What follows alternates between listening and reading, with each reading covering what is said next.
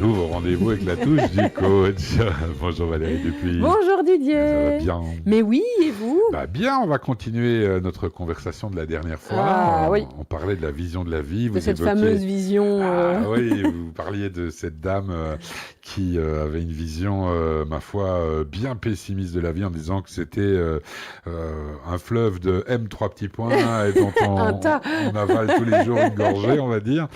Et j'avais envie de revenir avec vous là-dessus, non pas sur la vision de la vie, parce que ça on a évoqué, on l'a vraiment bien développé, je pense, la dernière fois, mais surtout, comme je le disais, sur la transmission de cela, parce que cette dame, vous avez dit que pour elle, c'était ce qu'on vient de décrire, la vie c'était un long fleuve de machin qu'on traverse la bouche ouverte, on va dire ça comme ça, et que elle éduquait ses enfants dans ce sens-là, avec cette philosophie-là. Mais en fait, je Et pense ça m'a vraiment interpellé parce que je me dis finalement, on pourrait avoir toutes les névroses qu'on a. Est-ce que c'est vraiment, nécessaire, adéquate de transmettre ça à ces enfants, eux qui sont l'innocence par excellence et par définition? Est-ce que autant leur laisser faire leur propre apprentissage et Mais leur propre idée en sur fait, la le truc, question? c'est que je pense que c'est des transmissions qu'on fait à la base de manière inconsciente. D'accord. On les fait de manière inconsciente. Mais elle pas en l'occurrence, puisqu'elle dit j'éduque mes Oui, enfants elle dans le ce dit, sens-là. mais maintenant, ces enfants, c'est des grands enfants, donc c'est des jeunes adultes. D'accord. Mais quand ils sont petits, c'est des choses qu'on transmet pas de manière volontaire. D'accord. Souvent, c'est des choses qu'on va commencer à transmettre verbalement, oralement, où on va clairement pouvoir dire à un de nos enfants, bah oui, tu sais, la vie, c'est comme ça. Quand il va vivre sa première grosse difficulté à hauteur de son âge, hein, Bien sûr. et c'est dans ces moments-là qu'on va transmettre notre vision des choses, en disant, bah oui, bah tu vois, la vie, c'est comme ça, c'est un tas de difficultés, et t'en as une tous les jours, et t'as qu'à faire avec. Ça, c'est une façon de le voir, mais je dirais ça, ce n'est pas négatif. Mais si on vous dit la vie, c'est que ça, et franchement, Ah, alors ça, c'est déjà plus péjoratif comme alors, il transmission, faut vous voyez? savoir que cette transmission, comme je le disais tout de suite, elle est absolument pas consciente. Mhm. C'est que en étant dans cette transmission, euh, il y a une envie de protéger son enfant, en disant arme-toi parce que il y a ça qui va peut-être Bien t'arriver, sûr. etc. Ça, c'est le côté positif. C'est le côté positif, mais ce qui est vrai, c'est qu'en tant que parent, on transmet euh, nos visions des choses, nos croyances, nos perceptions à nos enfants. Alors, loin de moi l'envie que les parents se culpabilisent ou se flagellent en disant «Eh mince, moi j'ai déjà dit ça à mes enfants», Non, parce c'est pas que le but. c'est absolument pas le but et on fait tous ça. Et moi, si je suis 100% honnête, parfois l'inverse me culpabilise en me disant je sais tellement que je risque de transmettre de mes croyances aux enfants, etc., à mes enfants, etc., que finalement je me culpabilise quand à un moment je pète un plomb et que je dis quelque chose que c'est pas, je veux pas qu'ils croient ça, et en fait du coup il faut vraiment trouver le juste milieu dans Un équilibre, en voilà. quelque sorte, comme dans tout, en fin de compte. Alors, c'est sûr que si vous avez eu des parents qui ont toujours été très négatifs, qui ont toujours vu les choses de manière négative, euh, il est possible que vous aussi, vous ayez, entre guillemets, hérité de cette vision des choses.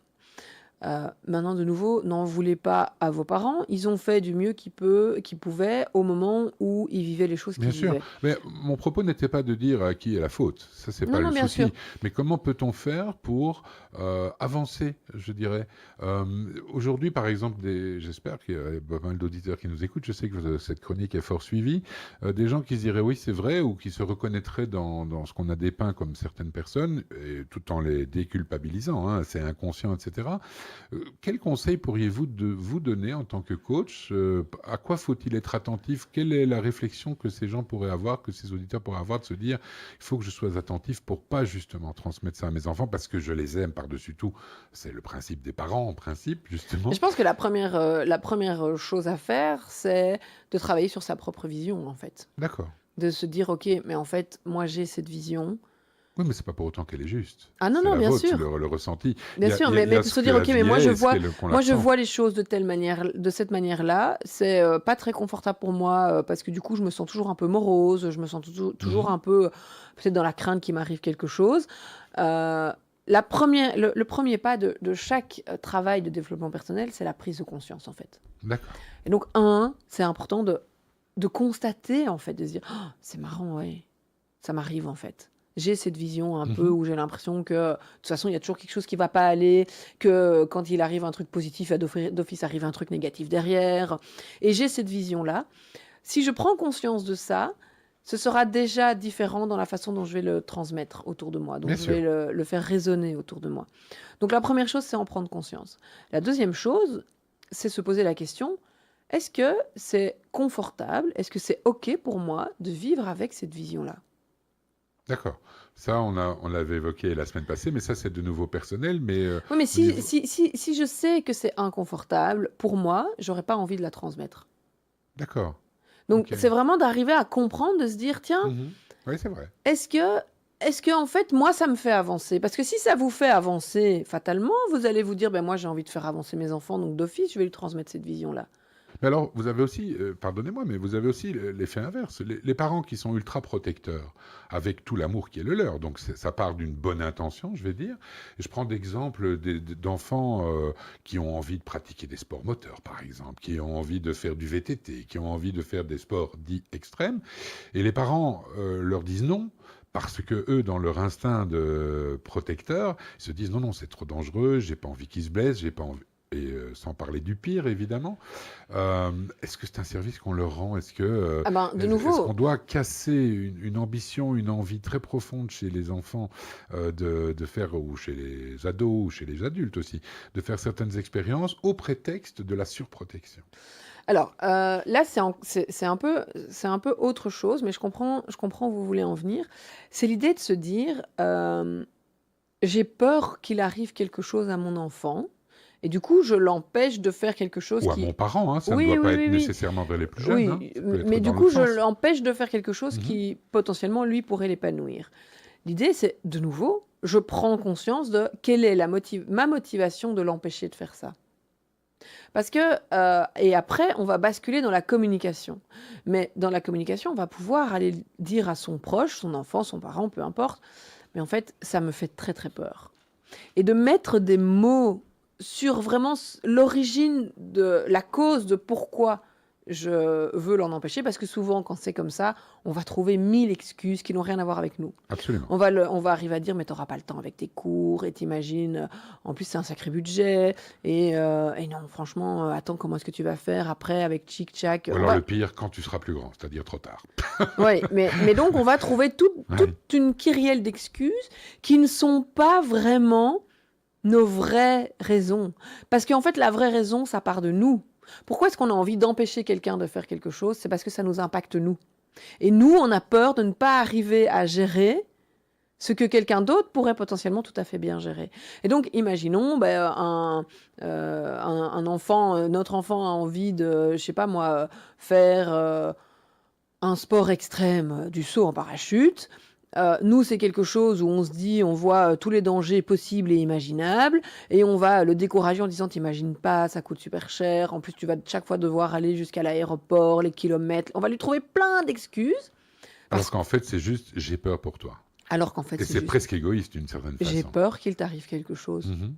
Et donc, là, de nouveau, comme je disais tout à l'heure, la première étape, c'est la prise de conscience et de dire vraiment, qu'est-ce qu'il se passe à l'intérieur de moi qui fait que je vais répercuter ça sur mes proches. Et donc, c'est revenir à soi, en fait. C'est pareil avec la vision de la vie. Est-ce que quand je transmets cette vision de la vie, qu'est-ce qu'il se passe à l'intérieur de moi? En fait, peut-être que moi, j'ai vécu des choses tellement compliquées que j'ai envie de prévenir mes enfants. Et donc, du coup, je vais leur dire, oui, faites gaffe, parce que franchement, la vie, c'est vraiment pas super glops. Mais dans mon, ma carte du monde à Mhm. moi, j'ai l'impression de leur rendre Oui, service. et puis parfois, et l'histoire nous le montre, notamment à la fin de la Deuxième Guerre mondiale, et je ne parle pas que de la communauté juive, mais bien sûr c'est un exemple criant, vous aviez les deux versions. Vous aviez les gens qui avaient été privés de tout et qui ont décidé de donner à profusion à leurs enfants tout ce dont eux ont manqué en disant moi je ne veux pas qu'ils connaissent ni la faim, ni le manque, Bien sûr. ni que ce soit affectif ou même, je vais dire, le manque matériel.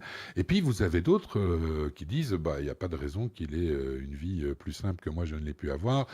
On entend bien souvent, ben, on voit bien que toi et moi, comment tu crois que j'ai survécu et j'ai connu ça, etc. Et finalement, on est encore une fois, la vérité est au milieu quelque part, Mais... j'imagine.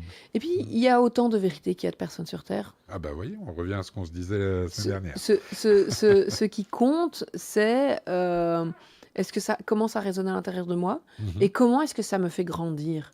La vraie question, c'est est-ce que ce que je pense me fait grandir et si je transmets ça à mes enfants, est-ce que ça va les faire grandir? Bah, c'est une belle conclusion pour cette chronique, ma chère Et donc, Valérie. prenez conscience de comment vous voyez les choses. Vous pouvez simplement vous poser cette question-là. Comment j'appréhende mes difficultés? Qu'est-ce que je me raconte au sujet de ce que je vis? D'accord. Et à partir de là, ben, les choses vont peut-être pas s'arranger d'office, Non, mais c'est une elles prise de vont devenir plus conscience. claires dans l'esprit. Et ça va peut- vous permettre d'avancer dans un chemin. Soit, bah oui, je pense ça et c'est OK, ben alors continuez. Ou bien, bah non, et en fait, c'est pas OK, mais je sais pas comment faire. Soit aller voir quelqu'un, soit discuter avec une copine, peu importe. Mais au moins, vous avez la prise de conscience. C'est la Bien. première chose. Merci beaucoup, Avec Valérie. plaisir, Didier. À la prochaine. Avec grand plaisir. Ah ben, on y sera. Happy, because I'm happy.